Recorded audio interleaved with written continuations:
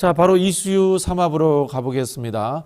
길필성 변호사님하고 신유진 변호사님 나오셨습니다. 안녕하세요. 네, 안녕하세요. 네. 다 제가 처음 뵙는 분들인 네, 것 같아요. 그렇습니다. 예. 네. 예. 저도 이 시장에 한 3, 4년 있었는데. 네. 예. 고정 질문부터 한번 시작을 해보겠습니다. 한 주 동안에 가장 인상 깊게 본 이슈가 어떤 것이 있었는가요? 저는 대파 한 단에 875원. 이 정도 가격이면 그냥 합리적인 거라고 생각이 된다. 그냥 합리적인 거라고 생각이 된다. 어느 시대를 살고 있는지 모르겠어요. 대파 한 단에 875원. 이 생각이 나더라고요. 한덕수 총리가 택시비가 1,000원이다. 기본 요금 택시비가 1,000원이다. 라고 했던 발언이 작년에 있었는데, 대파 요금이 875원이 합리적이라는 대통령의 그 총리가 아닌가라는 생각이 들어서, 대파가 다 품절이 났대요.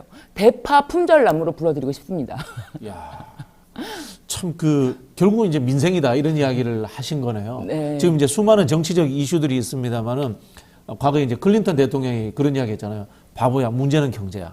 딱 그런 느낌이 나네요. 네. 전혀 물가라든지 민생이라든지 살림살이에 대해서 전혀 모르고 있기 때문에 물가를 잡는다라는 개념이 아마 없을 거예요. 아, 이렇게 싼데 이거 더 이상 어떻게 낮춰? 옆에서 거들면서 뭐 이 정도 가격이면 합리적인 거다라고 하니까 뭐 근데 여기 하나로마트에서만 그러고 다른 데서는 안 그런 거 아니냐? 그랬더니 옆에 있던 장관이 5대 마트는 다 합니다.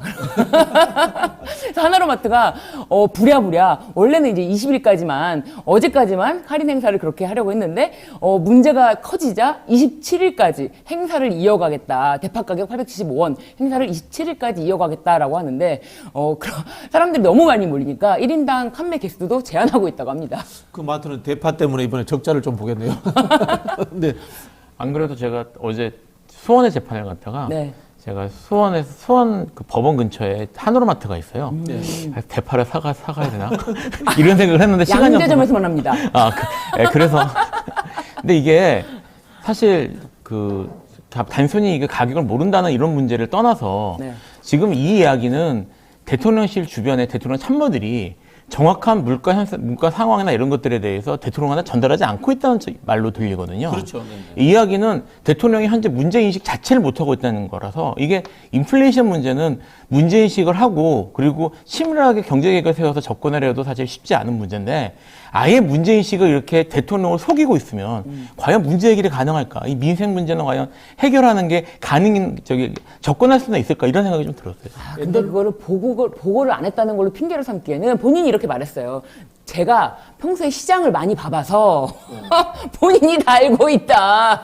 이분이 라면 끓이는 게 취미인데 라면에 대파 넣을 거 아닙니까? 라면 대파 안 넣은 지 오래됐습니다. 핑계를 대지 그렇습니까? 못했네. 저도 장을 보는데. 네. 네. 결국 우리 이제 역사적으로 네. 혼군, 훌륭하지 못한 임금은 간신과 같이 온다. 네. 이런 이야기가 있거든요. 결국 참모들이 제대로 보고를 안 하니까 대통령이 더 혼군에 가까워지는 거죠. 네. 그러면서 이제 자신이 그 경제 정책에 대해서 박정희 전 대통령의 그 경제 정책을 지금 벤치마킹하고 있다라고 하면서 창고에 가서 묵은 기록을 꺼내서 제가 먼지를 털고 꼼꼼하게 검토했다고 하는데 그러니까 물가도 1970년대에 머물러 있는 게 아닌가 전혀 모르고 있다. 네. 기가 찹니다. 네. 죽은 박정희 대통령이 벌떡 일어나겠습니다. 자, 이제 최근 정치권 이슈부터 한번 돌아보려고 하는데요.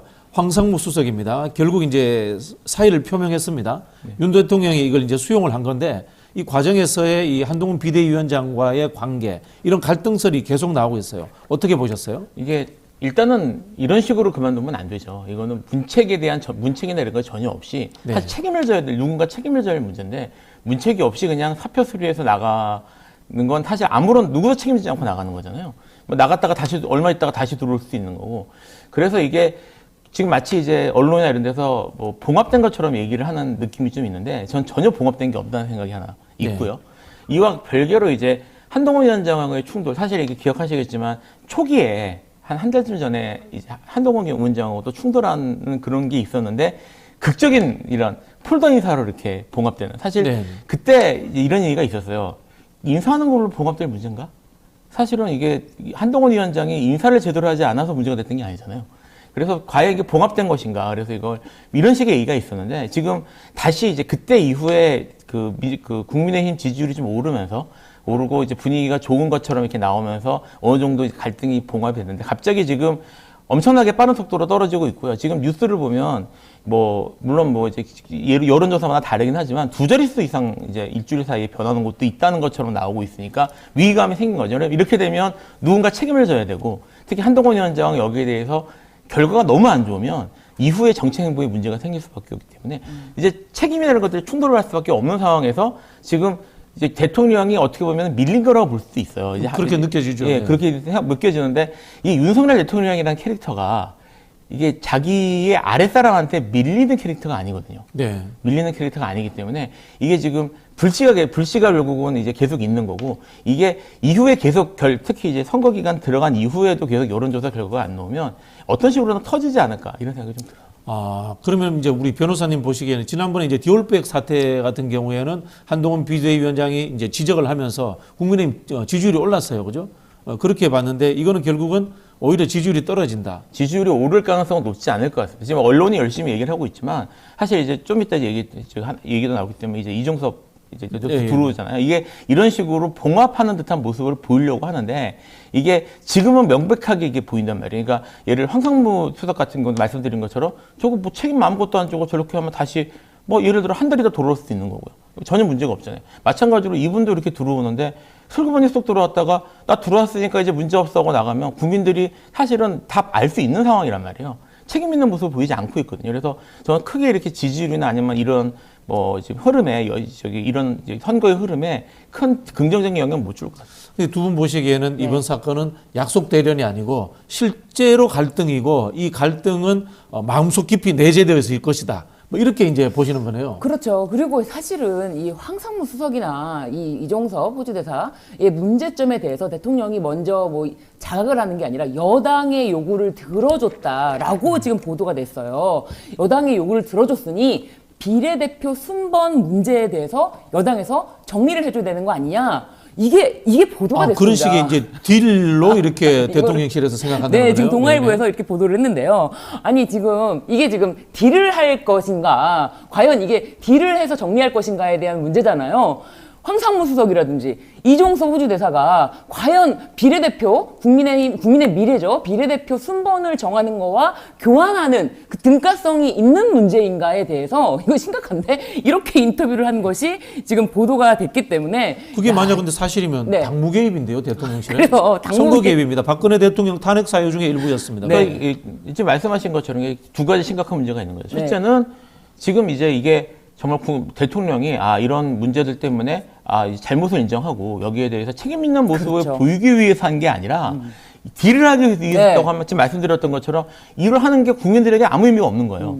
또 하나 중요한 게 지금 당무 개입, 선거 개입이잖아요. 그렇죠. 그러니까 여기에 대해서 대놓고 선거 개입을 하는 얘기인데 대통령실에서 비례대표 순번을 요구한다는 얘기잖아요. 이거는 심각한 문제이고 현재 지금 정권 아직 중간에 안 지났기 때문에 당장은 이게 무슨 뭐 수사가 된다거나 이러기는 어려울 수 있겠지만 나중에 이런 것들이 차곡차곡 쌓여서 결국은 심각한 문제가 될 수 있는 이런 발언들이에요. 그렇죠. 그리고 이제 그것에 대해서는 그 주기한 그 전 국민의힘 광주 시당위원장 이 사람에 대해서 당무 개입 이런 것보다도 당에 공헌한 바가 크기 때문에 공천을 줘야 된다라는 당에 공헌한 바를 왜 대통령실에서 이야기하죠? 그렇습니다. 이거를 지금 특히 대놓고 한다는 게 굉장히 이게 뭐지 하는 생각이 들고 또 한 가지는 이철규 의원도 아주 이제 강도 높게 한동훈 위원장과 지금 굉장히 대립각을 세우지 않았습니까? 그렇죠. 네. 전화 통화로 고성이 오갔다 서로 뭐 그만두겠다라는 이야기까지 오갔다고 하는데 문제는 이철규 의원이 왜 비례대표 순번에 관여하냐라고 하니까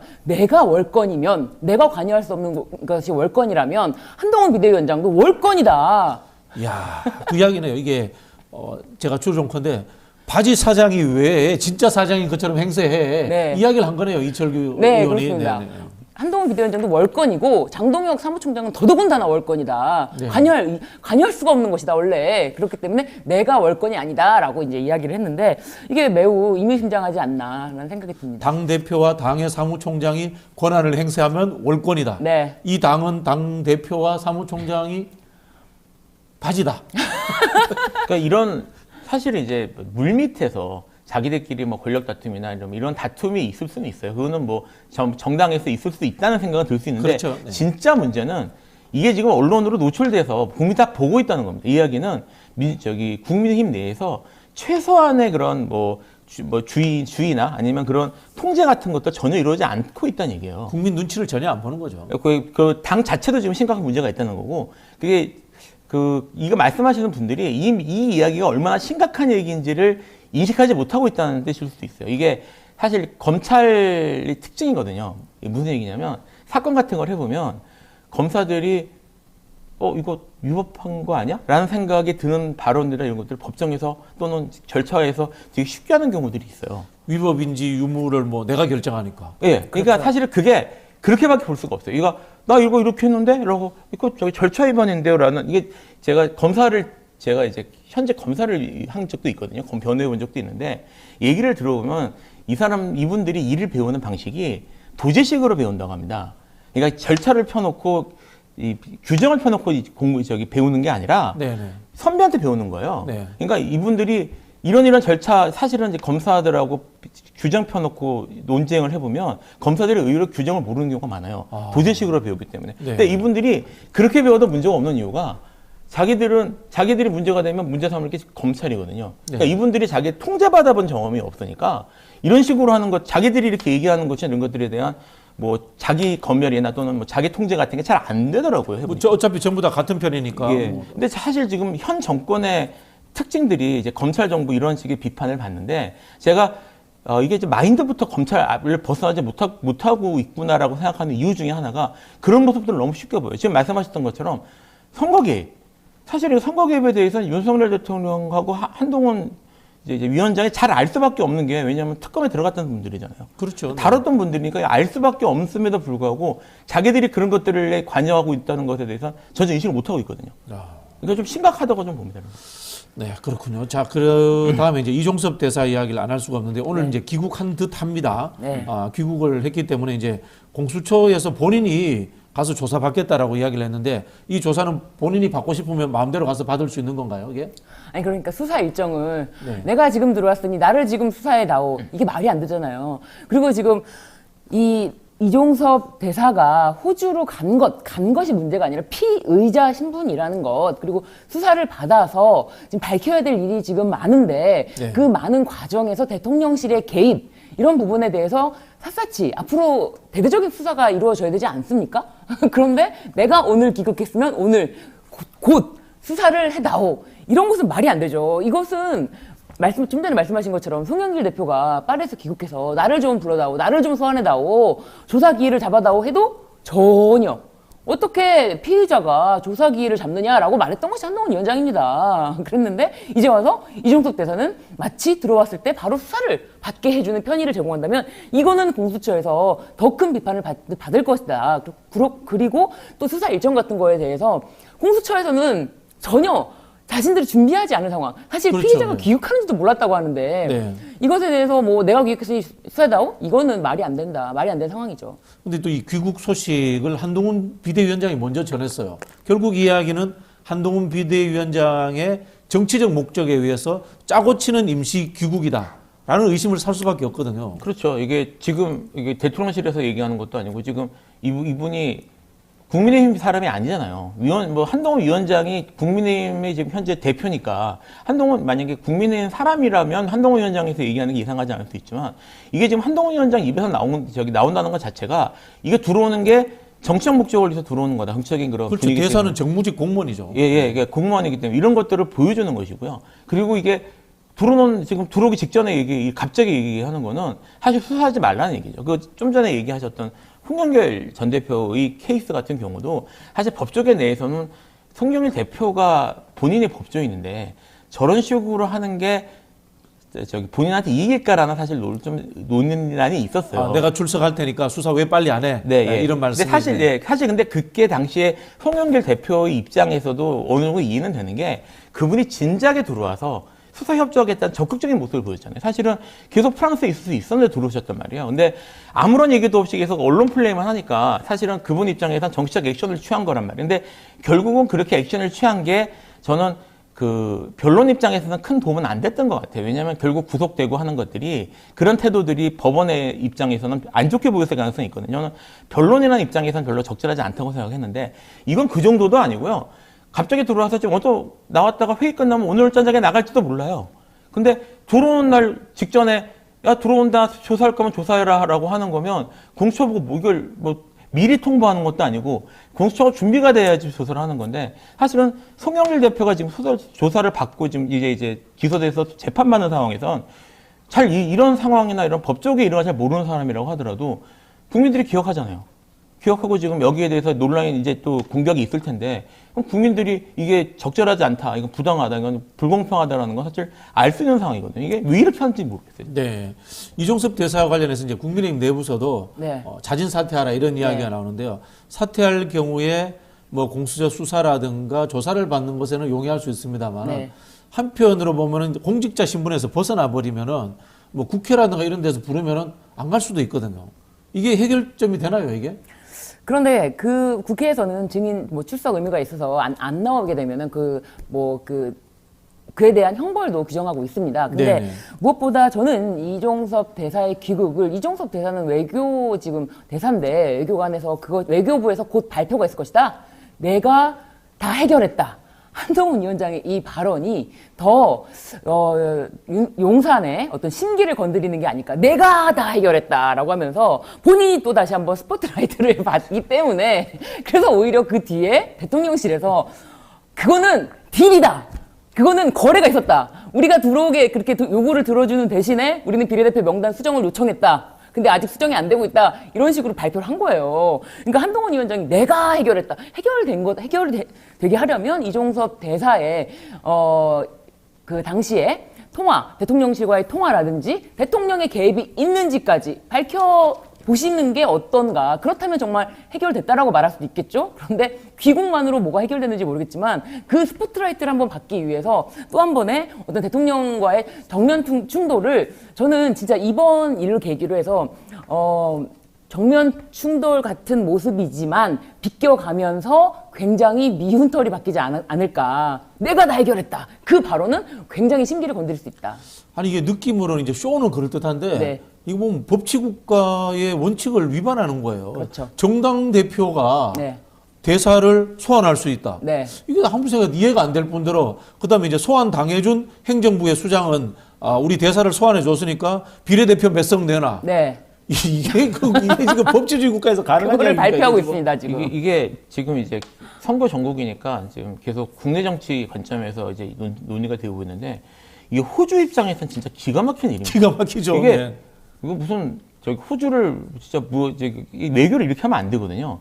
애초에 이제 그 이종섭 대사가 지명 이제 해가지고 갔을 때부터 처음에는 이제 뭐 이제 장관 지낸 사람이 온다는 것 때문에 애초에 주목을 좀 받았다고 해요. 이게 이제 여기서부터 단초가 잘못 끼인 건데 애초에 주목받았던 사람이니까 호주 언론에서 관심을 가졌고 그래서 이제 이 부분이 사실은 한국 국내에서 문제된다는 게 크게 보도되고 있는데 이 지금 대사가 이 정치적 이유 때문에 자기 나라 대사인데 국내에 이렇게 막 들어갔다 오고 이것 때문에 딜이 되고 국내 정치 때문에 그것도 딜이 되는 과정에서 문제가 있고 이러다가 사표를 낸다거나 뭐 그만둔다거나 하면은 완전히 이 호주는 말 그대로 뭐가 되는 거 아닙니까? 무시되는 거 아니에요. 그러니까 이게 이 지금 상황이 국제적으로 문제될 수 있다는 걸 사실 좀 인식해야 될 것 같아요.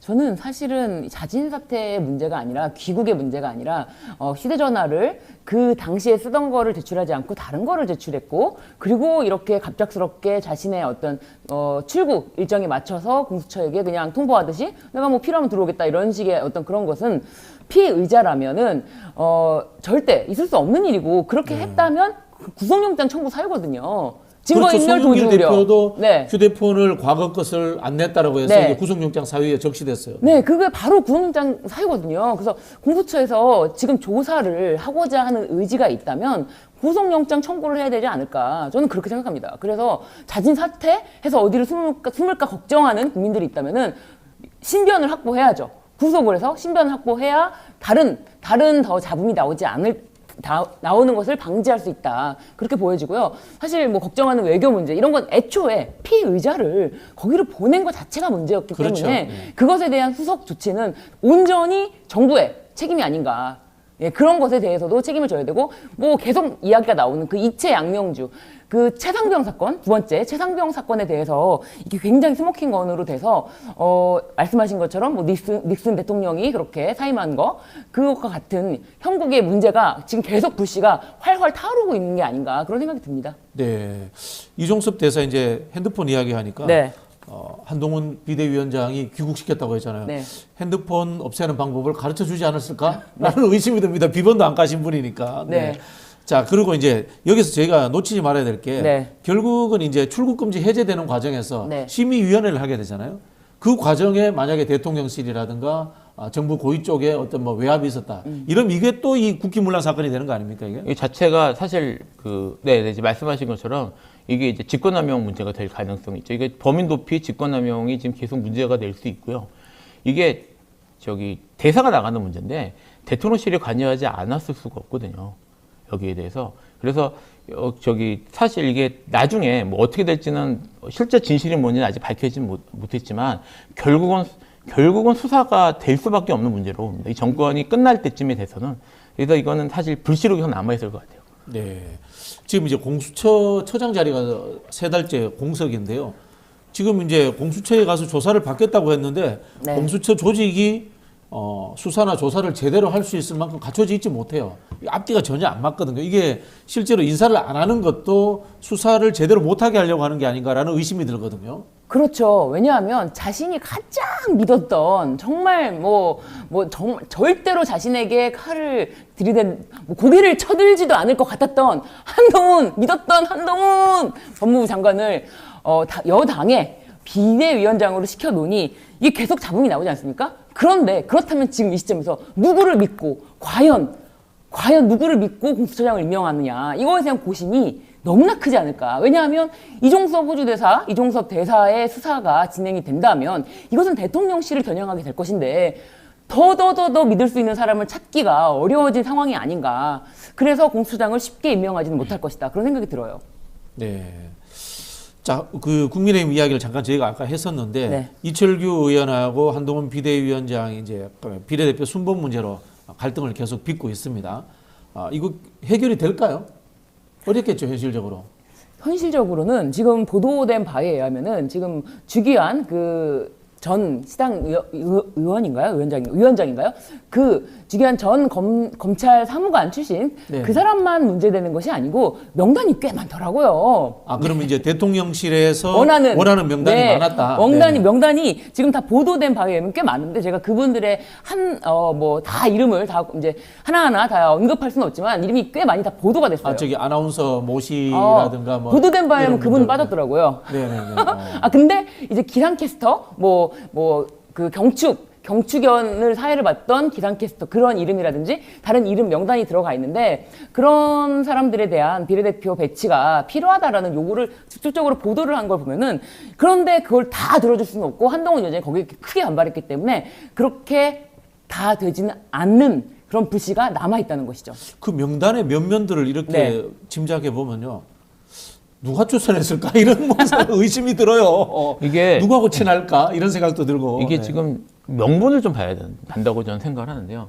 공식적으로 지금 문제 삼은 명분은 이겁니다. 비례 이걸 문제 삼은 호남 출신들을 홀대했다.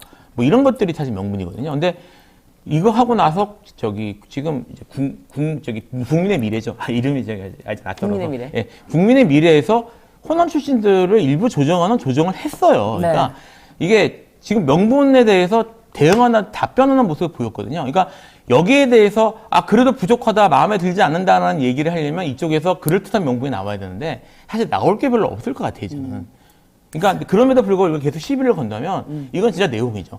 근데 동아일보에서 보도된 바를 아까 제가 이름을 몇몇이 말씀드리지 않았지만 민영삼 사회통합전략위원장이라고 해요. 그리고 네네. 보수 유튜버 김영민 씨 그리고 백현주 국악방송 사장 그리고 말씀드린 것처럼 윤 대통령 취임식 경축연회 사회를 맡은 이익선 전 KBS 기상캐스터 등 추천했다고 합니다.